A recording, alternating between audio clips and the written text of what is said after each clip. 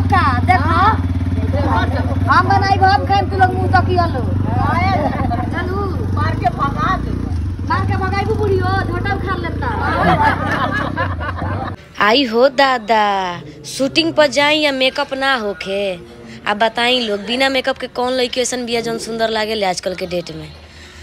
तो लड़की के सुंदर होके खातिर मेकअप चाहिए नू। तो हम मेकअप करवा तनी शूटिंग पाइल बनी गाना रखा बहुत बढ़िया बढ़िया।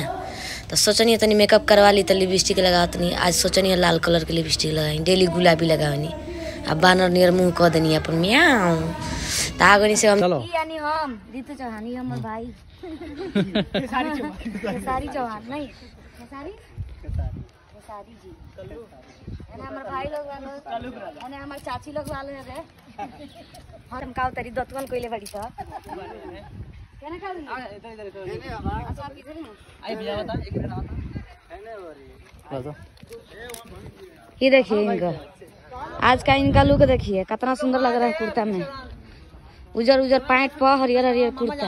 ये देखिए कोरियोग्राफर साहब के हेलो हाय भैंस माता आप तरीके गाना जौन रलक हो मछली वाला गाना रलक त कढ़ाई में हम मछली तरतनी आ पुअरा से आगे धरा दिल रहनी काहे कि गोईठा जरावे हमरा आवेला बाकी जरावे के जा कोनो ऑप्शन ना रलक त सोचनी सब पुअरे से काहे ना चूल फूंक दी सब फूंक के मछली बना दी सब। यानी कैमरा में जिम्बल की गिम्बल खेलत तरन आ हई स्टैंड वाला कैमरा है देखी लोग कैमरा के अंदर। एने हम बनाओ तनी लहसुन छील तनी प्याज कटले रहनी हरियर मरचा बाटे हल्दी बाटे मसाला बा धनिया पत्ता बा सब बाटे आ इशारा उन्हें कर तनी कहीं कोनो से हमार मरद कहता है कहाँ बाड़ू हो तनी खाना उन्हें लिया हुआ जाए के बा कमाए लेट होता। तो हम जल्दी जल्दी खाना बना रहे थे गिम्बल वाला अपन गिम्बल खेल रहा था जल्दी जल्दी स्टैंड वाला भैया स्टैंड से अपन जल्दी जल्दी खेल रहे थे हम खाना बना रहे थे आ कह रहे थे कि ये जी बस आओ तू बना के अपना बेटा के खियावा ना हमरा से का कहत बकरा आइ लोग सकल देखावा अब का देखो हम बनाई हम खाए तू लोग मुंह तकिया लो चलू मार के भगाई बुढ़ी हो झोटा खा लेता।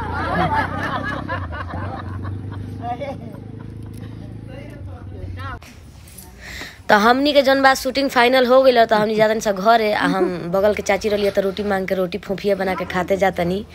हमरा पता न लगा कि हमारे वीडियो बनता थे।